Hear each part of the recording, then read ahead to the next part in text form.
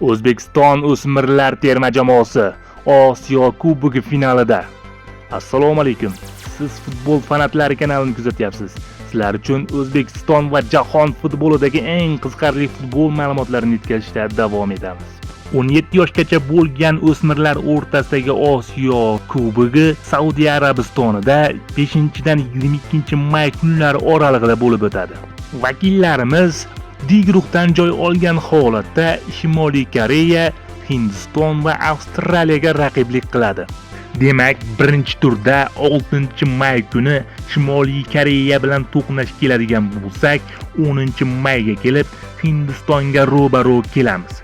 So'nggi turda 13-may kuni Avstraliya bilan hisob-kitob qilamiz. Shu pallada hammada birdek savol tug'ilishi tabiiy. Guruh favoriti kim? O'zbekistonmi yoki Avstraliya? Bu haqda albatta o'z fikringizni izohlar bo'limiga yozib qoldiring.